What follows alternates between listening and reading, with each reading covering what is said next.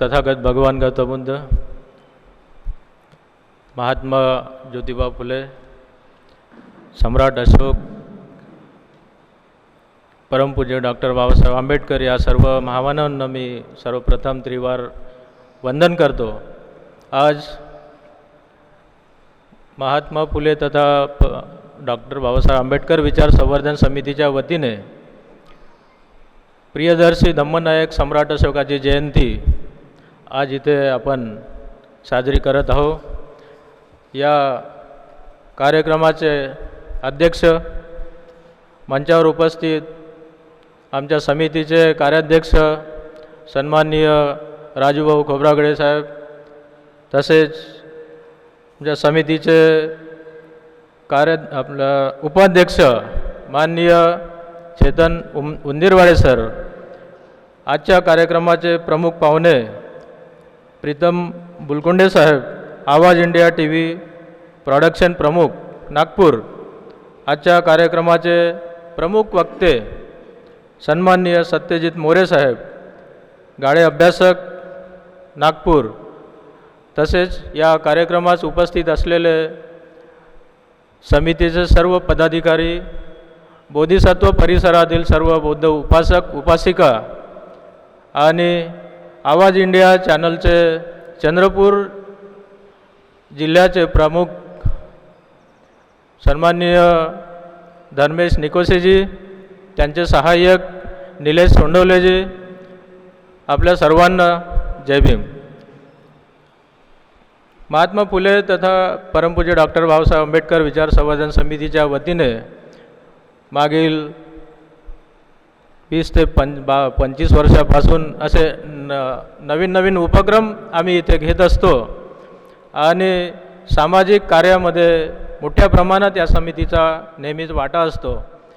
याचाच एक भाग म्हणून आज आपण बघतो आहे की संपूर्ण भारत देशामध्ये आपल्या सम्राट अशोकाचा जो इतिहास आहे हा हळूहळू अभ्यासामधून नष्ट होत आहे आणि येणाऱ्या पिढीला पण त्याची जाणीव होईल की नाही, ही एक आपल्यासमोर मोठी समस्या, आपल्याला एक चिंता झालेली आहे। कारण की भगवान बुद्धानंतर सर्वात जास्त या धम्माचा प्रसार जर केला असेल तर धम्मनायक सम्राट अशोकांनी, परंतु आजच्या आपल्या भारत देशातील जे काही मनवादी सरकार आजपर्यंत येत आले, त्यांनी हळूहळू इतिहासामधून अभ्यासामधून त्यांचं सर्व माहिती ही जवळपास संपुष्टात आणली। पूर्वीला कॅलेंडरमध्ये सम्राट अशोकाचं जयंतीचं नाव काही आम्ही बघितलं आहे, पण आजच्या तारखेला आम्ही महिनाभरापासून बरेच कॅलेंडर बघतो, पण तिथे त्यांचं नाव पण नाही आहे। आणि त्यांच्या जन्मतारखेबाबत जो काही थोडा संभ्रम आहे की नेमकी कोणत्या तारखेला त्यांची जयंती असावी या आपण करावी, याचं पण आपल्या समाजामध्ये एक थोडंसं चिंतेचं वातावरण आहे। कारण की ते तारीख अजूनपर्यंत निश्चित नाही। तर आपण हा जो उपक्रम आहे हा चंद्रपुरामध्ये 60 ते 70 बौद्ध विहार आहेत आणि बौद्ध मंडळे आहेत। या सर्वांना सम्राट अशोकाची प्रतिमा या समितीतर्फे भेट देऊन त्यांना ही जयंती साजरी करण्याकरिता उत्तेजित करावं, हा एकमेव आमचा उद्देश असून या कार्यक्रमाअंतर्गत आम्ही हे त्यांना प्रतिमा भेट देऊ आणि त्यासोबतच एक आव्हानात्मक आम्ही विनंतीपत्रक देऊ की सम्राट अशोकाची जयंती यावर्षीपासून आपापल्या बौद्धविहारमध्ये साजरी करण्यात यावी। या आजच्या तारखेला कोरोना असल्यामुळं थोडं कमी प्रमाणात होईल, पण येत्या काळामध्ये हा मोठ्या प्रमाणात ही साजरी झाली तरच पुढच्या पिढीकरिता आपण काहीतरी त्यांचं जे काही कार्य आहे त्या पिढीला माहीत होईल आणि सम्राट अशोक आपल्यासमोर नेहमी राहील, त्यांचे विचार आपल्यासमोर राहील। या हेतूने ही समिती यावर्षीपासून या उपक्रमाला आम्ही हातात घेतलो आहोत। आज याच कार्यक्रमाकरिता आवाज इंडिया टीव्ही आमचे धर्मेश निकोसे साहेबांनी सांगितलं की एक गाडे अभ्यासक आहे, आपण त्यांचे मार्गदर्शन आपण निश्चितच घेऊ आणि आवाज इंडिया टी व्ही चॅनलच्या माध्यमातून ते प्रचार प्रसार करू आपण. आणि चंद्रपुरातच नव्हे तर संपूर्ण महाराष्ट्रामध्ये याची प्रचिती होईल. आणि हळूहळू या इथून हे जे जयंती आहे हे आपल्या राज्यभर या देशभर साजरी होणार. आज या निमित्त मी जास्त न बोलता एवढंच बोलतो आणि हे आजच्या या सम्राट अशोका जयंती निमित्त आपल्या सर्वांना परत शुभेच्छा देतो आणि इथेच थांबतो. जय भीम. आज उपस्थित झालेले सम्राट अशोक यांच्या जीवनावर प्रकाश टाकणारे गाडे अभ्यासक माननीय मोरे साहेब, त्यांच्या सोबतीला आवाज इंडियाचे बलकुंडे साहेब, आमचे समितीचे कार्याध्यक्ष माननीय खोब्रागडे साहेब, उपस्थित समितीचे पदाधिकारी आणि बंधू आणि भगिनींनो, आजचा कार्यक्रम खरे म्हणजे फार मोठ्या उत्साहात आणि मोठ्या प्रमाणात आम्हाला साजरा करायचा होता, परंतु या कोरोनामुळे हे काही शक्य झाले नाही. लोकांना बोलवूनसुद्धा लोक येऊ शकत नाही, आले तरी आपल्याला गुन्हे दाखल होऊ शकतात. म्हणजे मोठ्या प्रमाणात करतो म्हटलं तर सरकारी आपल्यावर बंधने आहेत, नाही करतो म्हटलं तर आपण जे आयोजन केलं होतं ते तर करायलाच पाहिजे. म्हणून छोटेखानी का असेना हा कार्यक्रम आपण इथं घेण्याचा मानस पूर्ण करत आहोत. आणि त्या दृष्टिकोनातून आज आपण सम्राट अशोकाच्या जीवनावर प्रकाश टाकण्यासाठी माननीय मोरे साहेबांनी इथं पाचारण केलेलं आहे. तरी मी उपस्थिती कमी आहे, वेळ जास्त झालेला आहे, म्हणून मी जास्त काळ न दवडता कार्यक्रम लवकर सुरू व्हावं या उद्देशाने मी माझे 2 शब्द इथेच पूर्ण करतो. सबसे पहले 11 तारीख को हम लोगों ने अभी महात्मा फुले इनकी जयंती मनाई, उनको अभिवादन करता हूँ. सम्राट अशोक जिनको हम प्रियदर्शी कहते हैं, धम्मनायक कहते हैं, और जिसे कहा जाता है कि वो देवानान प्रिय थे, देवों को भी प्रिय थे, ऐसे सम्राट जिनका दर्शन प्रिय था, जिसे प्रियदर्शी कहते हैं, उनकी भी जयंती हम आज यहाँ मना रहे हैं. 150 देशों से भी ज़्यादा देशों में जिनकी जयंती मनाई जाती है. देश का ऐसा कोई गांव नहीं छूटता, ऐसा कोई शहर, ऐसी कोई गली नहीं छूटती जिस दिन नीला निशान नहीं उस गली में फहराता हो. वो बोधिसत्व डॉक्टर बाबा साहब अम्बेडकर, इनकी 130वीं जयंती हम कल मनाने वाले हैं. तीनों जयंती की मैं आपको मंगल कामनाएं देता हूँ, शुभकामनाएं देता हूँ. कोरोना संक्रमण का ये काल चल रहा है, हम हमारे इस आंदोलन के साथियों को खोते जा रहे हैं. इस साल 2019 से 2020 और 2021 अब शुरू है, जनवरी से आज तक जितने हमारे आंदोलन के साथियों को हमने खोया है उनको मैं अभिवादन करता हूँ, उनकी याद में उन्हें शत शत नमन करता हूँ. बड़ा ही चिंता का विषय है, कोरोना काल में भी आप लोगों ने इस तरह का एक कार्यक्रम यहाँ आयोजित किया है और इस आंदोलन को जीवित रखने के लिए एक मशाल और जलाई है. आयोजकों को भी मैं बहुत तहे दिल से यहाँ अभिवादन करता हूँ, अभिनंदन करता हूँ कि कोई हिम्मत नहीं कर रहा है किसी भी तरह के कार्यक्रम करने की. लोग कह रहे हैं कि कोरोना काल है, संक्रमण का काल है और क्या हमें परमिशन मिलेगी, पुलिस कार्यक्रम करने देगी, प्रशासन हमें इसकी अनुमति देगा. ऐसे काल में भी आप सब लोग यहाँ इकट्ठा हुए, छोटे ही संख्या में क्यों ना हो, लेकिन आंदोलन को जीवित रखने के लिए जो कार्यक्रम हम करते हैं, आप इन कार्यक्रमों को आगे बढ़ा रहे हैं. आपका बहुत बहुत अभिनंदन. हमारे यहाँ हमारे मित्र सत्यजीत मौर्य जो कि इस विषय के संशोधक है, अभ्यासक है सम्राट अशोक के जीवन काल में, और उन्होंने जितने ही वास्तु तैयार की, चाहे वो स्तूप हो, चैत्य हो, चाहे वो शिलालेख हो, चाहे विहार हो, चाहे मंदिर हो, 84,000 मंदिरों की स्थापना, निर्मिति प्रियदर्शी सम्राट अशोक ने की थी. उन सब पर प्रकाश डालने के लिए हमारे मित्र यहाँ आए हैं, उनका मैं स्वागत करता हूँ.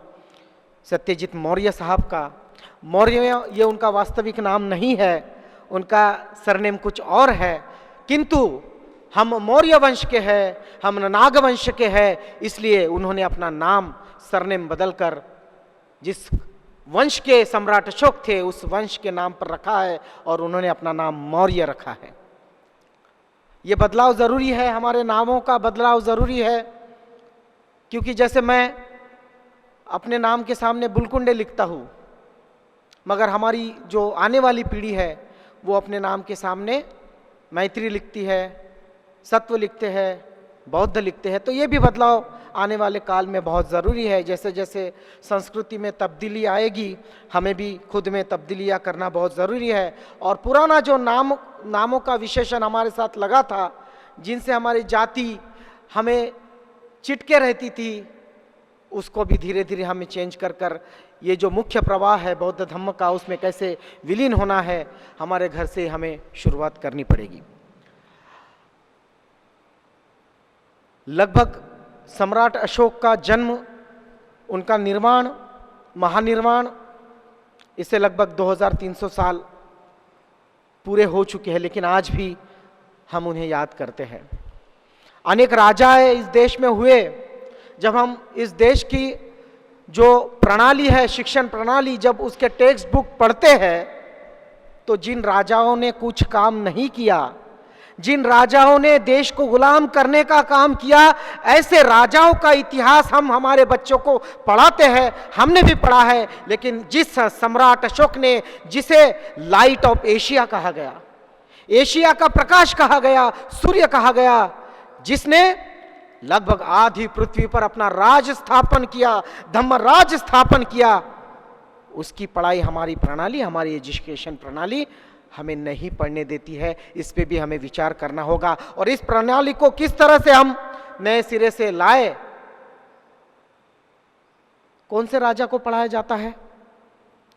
जिन्होंने परकीय आक्रमण को देश में आने दिया, इस देश को गुलाम होने दिया, ऐसे राजाओं को हम पढ़ते हैं और वो कितने महान थे ये हमें सिखाया जाता है। लेकिन हमारे प्रियदर्शी सम्राट अशोक ने मौर्य वंश को इस जम्बूद्वीप की भूमि से कहां तक लेके गए, जहां यीशु ख्रिस्त का जन्म होता है, उस जगह भी, उस काल में सम्राट अशोक ने स्तूपों की स्थापना की। आज भी आप वहां जाएंगे, वहां की पुरानी जो विश्वविद्यालय है, यूनिवर्सिटी है, वहां पे ये जो पिल्लर होते हैं, उन पिल्लरों पे आज भी ये जो सम्राट अशोक का चक्र है वो हमें वहां दिखता है। इतने दूर तक हमारे सम्राट अशोक ने काम किया था। उनके बारे में विस्तृत जानकारी हमारे मित्र तो देंगे, किंतु दुनिया का पहला ऐसा सम्राट जिसने तलवार पकड़ी तो दुनिया को झुका दिया और तलवार छोड़ी और धम्म को धारण किया, धम्म को ग्रहण किया तो सारे संसार को सुखी कर दिया, ऐसा हमारा सम्राट, उसकी हम आज जयंती मना रहे हैं। बड़े आश्चर्य की बात है ये वास्तु हम जो देख रहे हैं बहुत ही खूबसूरत हॉल है, बहुत सुंदर है। मैदान है, स्लैब डाला हुआ है, अच्छी तरह से रंगाई की गई है। कितने साल लगे होंगे?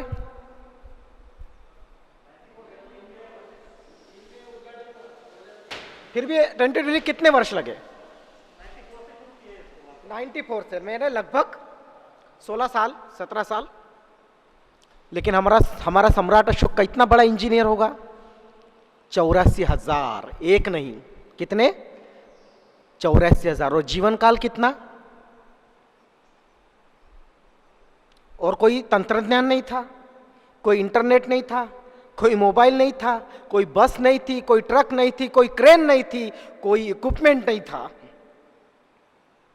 आज भी देखिए सांची का स्तूप, आज भी इंजीनियर नहीं बना पाएंगे। बौद्ध गया का मंदिर इंजीनियर नहीं बना पाएंगे। तो इतनी विशाल संस्कृति, इंजीनियरिंग का एक नमूना हमारे सम्राट अशोक ने हमें दिया। त्याग भावना कैसी? इतना बड़ा राजा लेकिन सब कुछ त्याग कर दिया। त्याग भावना, हम धम्म में बोलते हैं दान पारमिता। आपने सुना होगा दान पारमिता के बारे में, सबने सुना होगा, चर्चा भी करते हैं हम दान पारमिता।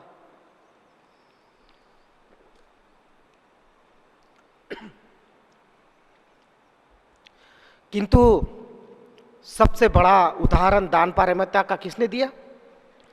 देवानंद प्रियदर्शी सम्राट अशोक ने। जब अंतिम समय था तब उनके साथ पास में कथा आपने सुनी होगी, एक आंवला था सिर्फ। वे भी कहते हैं कि ये एक आंवला मेरे पास, ये फल है जो मेरे किसी काम का नहीं, मैं इसे भी संघ को दान करने की इच्छा प्रकट करता हूं। यानी जो मेरे पास है आखिरी है, इतना बड़ा राजा आखिरी, इसके बाद मेरे पास वो भी नहीं, वो भी दान करने की जो सीख हमें देते हैं वो सम्राट अशोक देते हैं। इतना बड़ा राजा, आधी पृथ्वी पर राज करने वाला, उनके पुत्र कितने बलवान होंगे, उनकी पुत्री कितनी होशियार होंगी, कितनी संस्कारी होगी, लेकिन आसक्ति जो दुख का कारण है उसे सम्राट अशोक त्यागते हैं। और संघमित्रा और महेंद्र दोनों को कहते हैं आसक्ति को त्याग कर। हे संघमित्रा, हे महेंद्र, मैं राजा हूं, मैं मेरे प्रजा को अगर आदेश दूंगा कि तुम अपने बच्चों को भिक्षु बनाओ और देश विदेश में भेजो, तो मेरी प्रजा कहेंगी कि कैसा राजा है, अपने पुत्र और पुत्री को राजमहल में रखा है और हमारे पुत्र और पुत्री को कहता है कि भिक्षु बनाओ। तो संघमित्रा, तो महेंद्र, मैं चाहता हूं कि मैं मेरी प्रजा को संघ में आने का आदेश दूं, उसके पहले मेरी इच्छा है कि मेरे पुत्र और मेरी पुत्र संघ में आए। कितना बड़ा त्याग है! क्या हम कर पाते हैं? नहीं कर पाते। और आदर्श लेते हैं हम, हमें पढ़ाया जाता है कि प्रभु श्री रामचंद्र ने अपने माता पिता के आदेश पर 14 साल का वनवास दिया, लेकिन हमारे आदर्श को नहीं पढ़ा जाता कि हमारी बेटी संघमित्रा और महेंद्र ने अपने पिता का आदेश मानते हुए सब कुछ धम्म के निछावर कर दिया। यह आदर्श हमें आज तक सिखाने को नहीं मिला या किसी ने नहीं सिखाया। यह भी समाज में सिखाने की बहुत जरूरत है। इतना बड़ा आदर्श सम्राट अशोक का हमारे पास है। वो शिलालेख जो आज असम में मिलते हैं, गुजरात में मिलते हैं, देश के कोने कोने में मिलते हैं, उस पर क्या लिखा है, क्या लिखते हैं सम्राट अशोक? बुद्ध के तत्व ज्ञान को आगे बढ़ाते हुए, जिसे हम मैत्री का, बंधुता का, विश्व बंधुता का तत्व ज्ञान बोलते हैं, शिलालेख पे क्या लिखा है? मैं सम्राट अशोक इस शिलालेख द्वारा आपको यह आश्वासन देता हूं कि आपका जो राज्य है, आप भय के बिना रहे, मैं आपके राज्य पर आक्रमण नहीं करूंगा। ऐसा शिलालेख लिखते हैं विश्व बंधु का स्थापन करने के लिए। ऐसा महान राजा ना पूरी दुनिया में हुआ, ना कभी होगा। इस उपलक्ष्य में हम प्रियदर्शी धम्मनायक सम्राट अशोक को याद कर रहे हैं। एक अच्छा आयोजन आपने किया और हमारी जो विरासत है, हमारी जो परंपरा है, सम्राट अशोक के बाद भी उनकी 10 पीढ़ियों ने, हर्षवर्धन से लेके महेंद्र से लेके, इस देश पे राज किया, धम्म का राज्य स्थापन करने की कोशिश की। उन सभी राजाओं को भी आज हम यहाँ नमन करते हैं। और आपने आवाज़ इंडिया टीवी को यहाँ किया, मुझे आमंत्रित किया और सम्राट अशोक पर बात रखने के लिए यहाँ अनुमति दी। मैं आप सबको बड़ा धन्यवाद देता हूँ। वो पंक्तियाँ है, हे सम्राट, हे चक्रवर्ती, हे सम्राट, हे चक्रवर्ती, तुम्हारी शमशेर जब गरजी सारी दुनिया को झुका दिया, तुम्हारे धैर्य और पराक्रम ने तुम्हें चक्रवर्ती बना दिया, प्रजा प्रेम और मानवता ने तुम्हें प्रियदर्शी बना दिया, धम्म चक्र गतिमान किया तुमने, देवानान प्रिय बन गए, धम्म धारण किया जब तुमने, धम्म नायक बन गए। हे प्रियदर्शी अशोक, नमन तुम्हें, जम्बूद्वीप की भूमि को धम्म भूमि बना गए। भूमि के कण कण में तुम हो, कई स्तूप कई शिलालेख बनकर। तुम ही हो भाग्य विधाता इस भारत भूमि के, तुम ही हो भाग्य विधाता इस भारत भूमि के। जय भीम, जय बुद्ध, जय प्रबुद्ध भारत। धन्यवाद। हम जब भी सम्राट अशोक की बात करते हैं तो सम्राट अशोक मात्र 4 या 5 दिशाओं में ही घूमता है।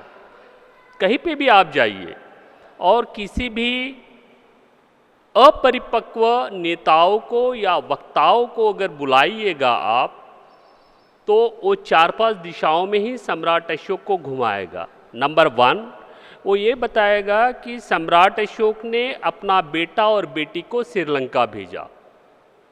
Number 1 correct. नंबर 2 कि सम्राट अशोक ने 99 भाइयों को पिटवा दिया।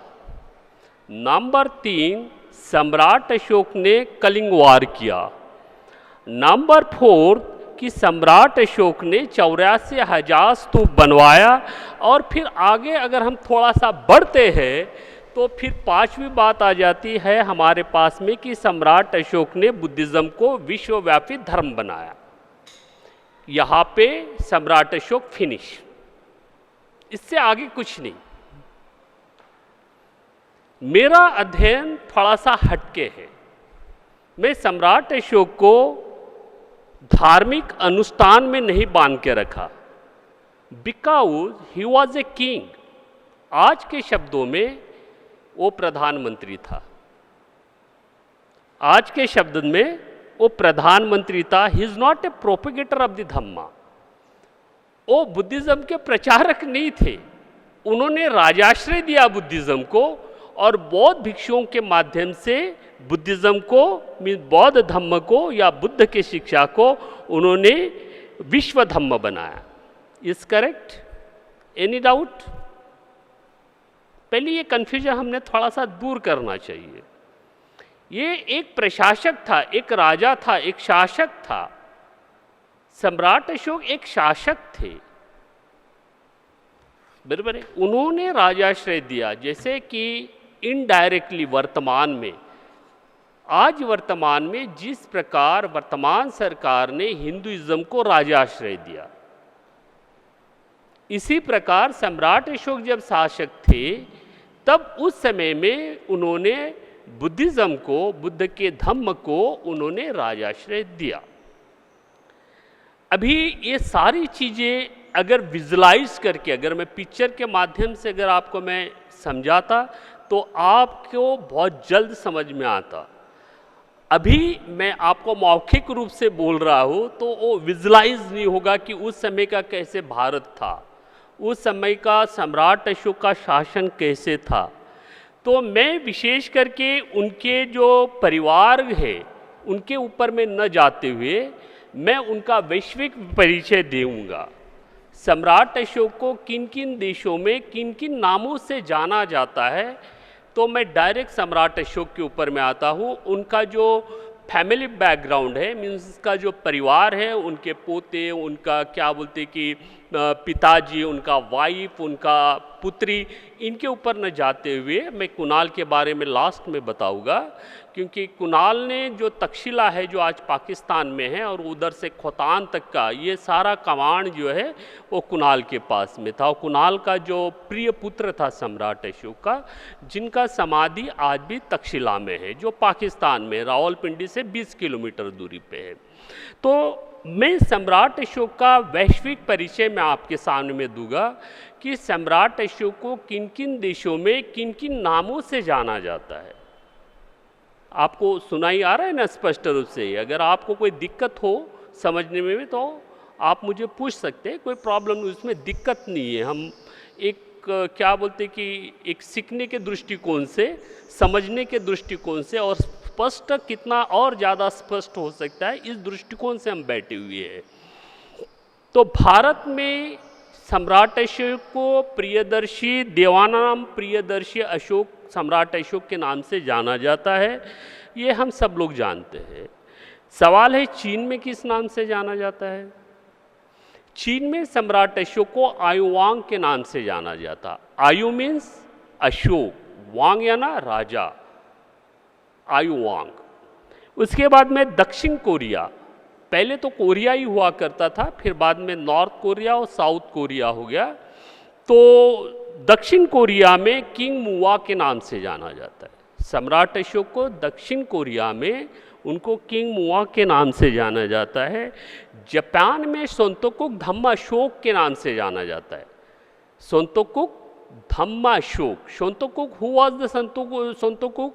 सोनतोकुक ये जो है, जिस प्रकार की भारत का संविधान परम पूज्य डॉक्टर बाबा साहब आम्बेडकर ने लिखा, निर्माण किया, उसी प्रकार जापान का जो संविधान है ये लिखित रूप का दुनिया का सबसे ओल्डेस्ट है। इसमें सिर्फ 18 आर्टिकल्स है और ये संविधान किसने बनाया? सोनतोकुक धम्माशोक ने। तो जब सोनतोकुक ने जो संविधान जब जापान को समर्पित किया, तब उन्होंने वो समर्पित करते हुए सम्राट अशोक को ही उन्होंने क्या बोलते कि उदाहरण वहाँ पे प्रस्तुत किए थे। देन उसके बाद में ग्रीक में सम्राट अशोक को पियोदस्सो के नाम से जाना जाता है। उसके बाद में मध्य एशिया, जैसे आप कभी अफ़गानिस्तान जाते हैं, तर्कजिस्तान जाते हैं, उर्बगिस्तान जाते हैं, या फिर उसके आगे में इजिप्ट चले जाते हैं, तो आपको वहाँ पे अक्सू के नाम से सम्राट अशोक को जाना जाता है। ये हो गया सम्राट अशोक का वैश्विक परिचय। मैं बहुत फास्ट ले लेता हूँ इसको।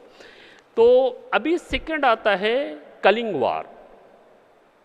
उन्होंने कलिंग युद्ध किया और भारत के इतिहासकारों ने उसको वहाँ पे बोला है कि सम्राट अशोक ने नरसंहार किया, मीन्स लाखों लोगों की हत्या किया।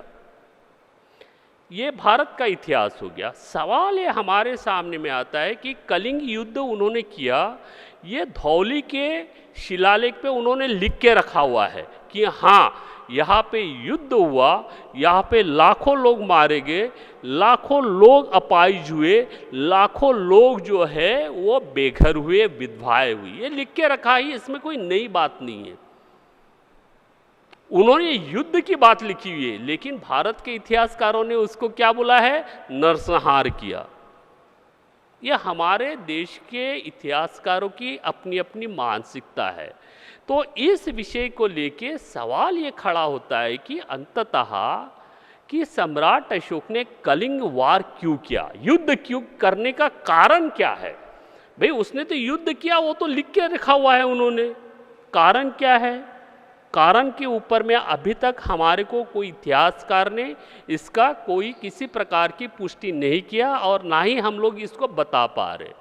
अशोक नाम का एक बुक है, महाबोधि सोसाइटी कलकत्ता ने एक पब्लिश किया है 2009 में। वहाँ पे विभिन्न देशों के जो विद्वान लोग हैं उनके आर्टिकल्स उसने छापे हैं। उस बुक में डॉक्टर दास का एक आर्टिकल से, he is a very famous historian, means ऐतिहासिक इतिहासकार है, वो बहुत फेमस व्यक्ति है। वो ये लिखते हैं कि सम्राट अशोक ने कलिंग युद्ध तो किया है, उसका मूल कारण ये था कि जिस भूभाग के ऊपर में सम्राट अशोक अपना राजपाट करते थे, बिंबिसार राजा और चंद्रगुप्त मौर्य, और उसके बाद में अशोक आए, फिर बाद में वायसराज उज्जैन भी चले गए वो। तो जिस भूभाग पे जो उनका ये था साम्राज्य था, उसको लग के किसी प्रकार का कोई समुंदर नहीं था लगकर। तो इंटरनेशनल व्यापार, अंतर्राष्ट्रीय व्यापार अगर करने का रहा तो आपको उस समय जल मार्ग के सिवाय अन्य कोई साधन नहीं था। तो जो भी मगध से व्यापारी अपना माल लेके जाते थे इंटरनेशनल व्यापार के लिए, अंतर्राष्ट्रीय व्यापार के लिए, तो उनको कलिंग जाना ही पड़ता था और वहाँ से वो समंदर के जहाज़ों में वो पूरा व्यापार का सामान लाद के वो चले जाते। तो कलिंग क्या करते थे? कलिंग के लोग मगध के व्यापारियों का पूरा सामान जो है व्यापार का वो लूट लेते थे।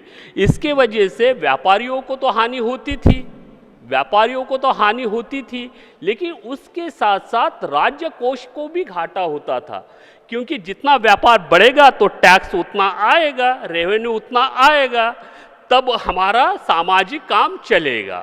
This is the economic system, बराबर है। तो वो लूट लेते थे। सम्राट अशोक ने समझाने का प्रयास किया कलिंगों को, वो नहीं माने। अंततः उनके पास में किसी प्रकार का कोई विकल्प नहीं था, तो उनको वो युद्ध करना पड़ा। ये उसका रीजन है, कलिंग युद्ध। चलो, ये कलिंग युद्ध की भी बात आ गई। दूसरी बात आती है कि सम्राट अशोक ने 99 भाइयों को पिटवा दिया, 99 भाइयों को पिटवा दिया। हमारे पास में जितना भी साहित्य, चाहे श्रीलंका का हो या तुम्हारा क्या बोलते कि शिलालेखों के माध्यम से जो भी हमारे पास में आर्कोलॉजिकल एविडेंस है, उनके 99 भाइयों की सूची कहीं पे भी नहीं मिलती।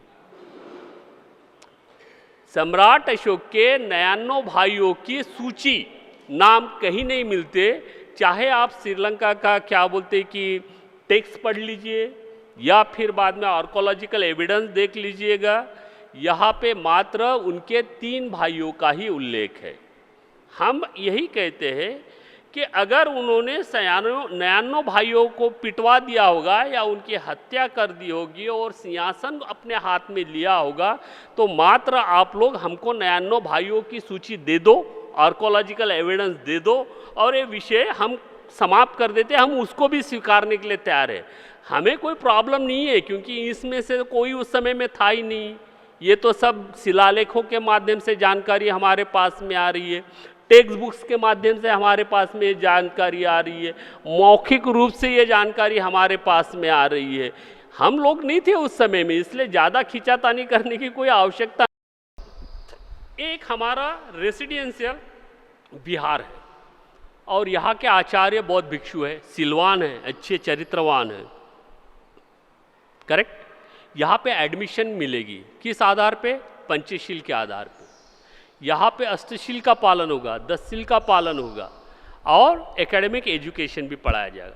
यहाँ सभी प्रकार के अगर लोग आते हैं, सभी कम्युनिटी के लोग आते हैं, तो सर्वप्रथम शील पालन करने में क्या तकलीफ है भैया? कौन विरोध करेगा उसका?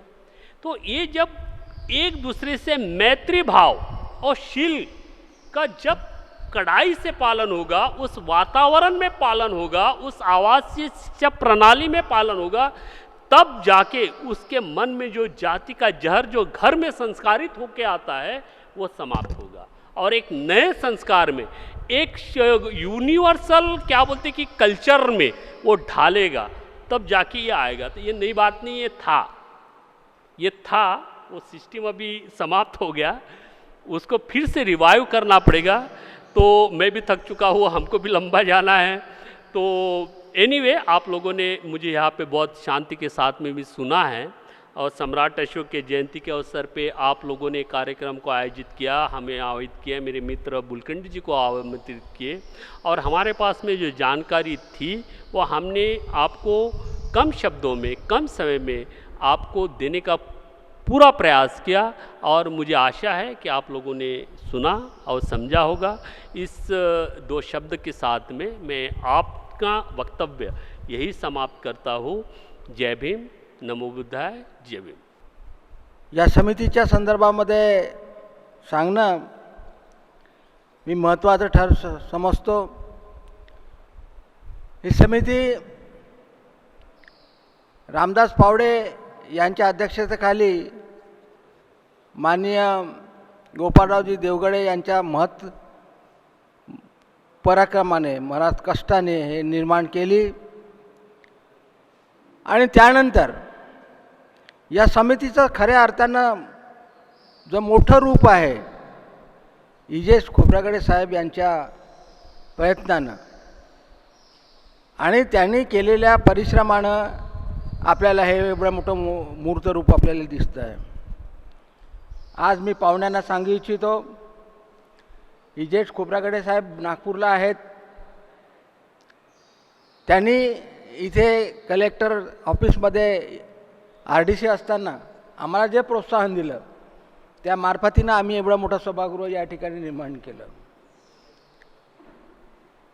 आणि त्यावेळच्या लोकांनी जे या ठिकाणी पदाधिकारी होते त्यांनी घरी घरी जाऊन तुमच्यासारखे जे लोक होते त्या लोकांकडे जाऊन लोकवर्गणीतून हे सभागृह निर्माण केलं आणि खऱ्या अर्थानं जनमानसामध्ये या समितीचं कार्य कसं राहिलं पाहिजे, या समितीचं धार्मिक रूप कसं झालं पाहिजे. आज आपण या ठिकाणी जो कार्यक्रम घेतो आहोत तो त्याचाच एक भाग आहे की अशा प्रकारचे कार्यक्रम आपण समितीच्या मार्फतीनं घेऊन खऱ्या अर्थानं लोकांना एज्युकेशन कसं करायचं. आज शिक्षणाच्या संदर्भात आम्ही विचार जर केला, आम्ही काही लोकांना इथे दरवर्षी एक त्यांना प्रोत्साहन म्हणून, त्यांना बक्षीस म्हणून किंवा त्यांना मदत म्हणून आपण काही अमाऊंट देत असतो. जे लोक दुर्धर आजाराने आजारी आहेत त्या लोकांना आम्ही मदत करत असतो. समाजामध्ये आम्ही स्वच्छ विहार, चांगला विहार यासाठी म्हणून लोकांपर्यंत गेलो. त्याच्यामध्ये विहाराची कशी स्वच्छ ठेवायला पाहिजे आणि विहार हे लोकजागृतीचं कसं निर्माण झालं पाहिजे अशा प्रकारचा एक अभिनव कार्यक्रम आम्ही या समितीच्या मार्फतीने घेतला. आणि एक समिती ही लोकांपर्यंत कसे जाता येईल याचा आम्ही भरपूर प्रयत्न केला. त्यानंतर या समितीच्या कार्यासाठी म्हणून इजेट खोब्रागडे साहेबांनी आम्हाला सांगितलं होतं की मगाशी सांगितल्याप्रमाणे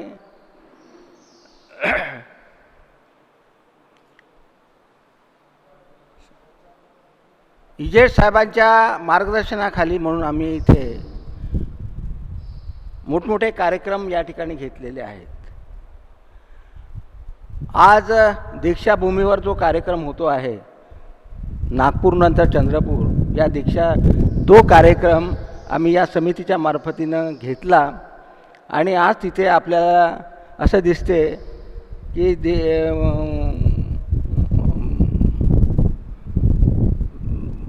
दीक्षाभूमी नागपूरसारखा कार्यक्रम मोठा या ठिकाणी आपण या ठिकाणी घेत आहोत. अशा प्रकारचे कार्यक्रम आम्ही या ठिकाणी घेत आहोत. विद्यार्थ्यासाठी सुद्धा आम्ही या ठिकाणी कार्यक्रम करत आहोत. आता हा कोरोना असल्यामुळे बरेचसे आमचे कार्यक्रम या ठिकाणी ड्रॉप झालेले आहेत आणि शासनाच्या ज्या काही मार्गदर्शन आहेत त्या नियमाप्रमाणे आम्ही काम करून राहिलेलो आहोत. आज आमचे प्रमुख पाहुणे प्रीतम बुलकंडे साहेब, आवाज इंडियाचे टी व्ही प्रशासन प्रमुख आहेत. त्यांनी या ठिकाणी येऊन जे आम्हाला मार्गदर्शन केलं आणि खऱ्या अर्थानं आवाज इंडिया हे लोकांचा कसा आवाज आहे आणि आवाज इंडियाच्या मार्फतीनं सम्राट अशोकाचा जो कालावधी आहे त्याचा महात्म्य आम्ही लोकांपर्यंत पोहोचवण्याचा जर त्यांनी मानस केला त्याबद्दल खरंच त्यांचं कौतुक करण्याजोगं आहे.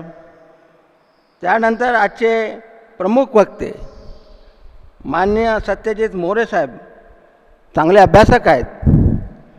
त्यांनी चांगल्या अभ्यासातून आजच्या कार्यक्रमाच्या संदर्भामध्ये सम्राट अशोकाचा जो महात्म्य आहे आणि ते महात्म्य आजच्या घडीला जे प्रशासक लोक आहेत जे आता सत्तेवर आहेत त्यांच्याशी तुलनात्मक करून बाबासाहेबांचं महत्त्व कसं महत्त्वाचं आहे याचा सांगण्याचा जो त्यांनी प्रयत्न केलेला आहे खरंच वाखाणण्याजोगा आणि शिकण्याजोगा आहे.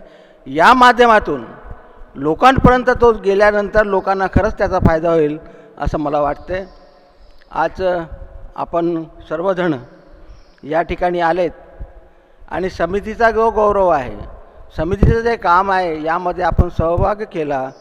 मी या कार्यक्रमाच्या मार्फतीनं लोकांना असं सांगू शकेल की आपण या समितीच्या प्रत्येक कार्यामध्ये आपण सहभागी होऊन ज्या लोकांनी ह्या सभागृह निर्माण करून या समितीच्या कार्यासाठी जाऊन जे काही आपल्याला मार्गदर्शन केलं आहे त्याचा प्रोत्साहन म्हणून आपण सहकार्य करावं अशी आग्रहाची विनंती करतो आणि मी माझे अध्यक्षीय भाषण पूर्ण करतो. जय भीम जय भारत. मित्रो, ही समिती विचार संवर्धन समिती या शहरामध्ये 25-30 वर्षापासून लोकांकरता, समाजाकरता, समाजातील लोकांना जी आपल्याला मदत केली, त्या मदतीतून जे आपलं ही वास्तू उभी झाली, त्या लोकांच्याच देणगीमधून आपण ह्या समाजाला ही समिती देण्याचा प्रयत्न करते. त्याचाच एक भाग म्हणून आपल्याला माहीतच आहे ही समिती अनेक उपक्रम राबवित आहे. आणि या वर्षापासून आम्ही असा समितीने मानस केला की सम्राट अशोकांची जयंती या शहरामध्ये सुरू करून द्यावी आणि दरवर्षीप्रमाणेच दरवर्षीसुद्धा ही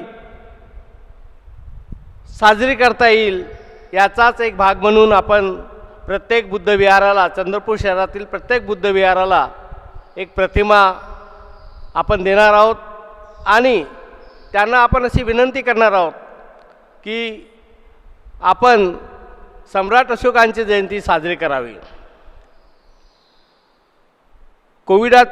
कोविड-19चा प्रादुर्भाव वेगाने वाढत आहेत म्हणून आजची जी उपस्थिती आहे फार कमी आहे. पण उपस्थिती जरी कमी असली तरी जे काही आपल्याला प्रमुख पाहुण्यांनी आपल्याला मार्गदर्शन केलं, ते मार्गदर्शन ते आपल्या परीने आपापल्या वार्डामध्ये, आपापल्या विहारामध्ये ते प्रसार आणि प्रचार करासाठी ही जी आजची प्रमुख पाहुण्यांनी आपल्याला माहिती दिली, ती माहिती पोचवण्यास मदत होईल.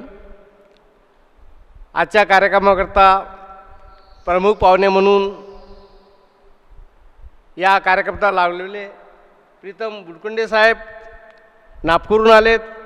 सोबतच त्यांची आवाज इंडियाची टीम येऊन ही जे प्रोग्राम सक्सेस करण्याकरता, यशस्वी करण्याकरता मदत केली, त्याबद्दल मी त्यांचे समितीच्या वतीने आभार मानतो. तसेच प्रमुख वक्ते सत्यजित मोरे साहेब यांनी अशी विस्तृत अशी आम्हाला जे काही माहिती नव्हतं, आपल्याला काही माहिती नव्हतं सम्राट अशोकाबद्दल, एक छोट्या पैलूवरती ज्यांनी आम्हाला मार्गदर्शन केलं. खरंच सर आपलं आभार मानतो, अभिनंदनही करतो की अशी उत्कृष्ट माहिती आम्हाला आपल्याकडून मिळाली. पुन्हा समितीच्या वतीने परत एकदा आपलं आभार मानतो. तसेच या कार्यक्रमाकरता अध्यक्षस्थान आदरणीय खोब्रागडे साहेब यांनी भूषवलं, त्याबद्दल त्यांचे आभार मानतो. तसेच उंदिरवाडे साहेब प्रामुख्याने उपस्थित राहून ह्या कार्यक्रमाची शोभा वाढवली.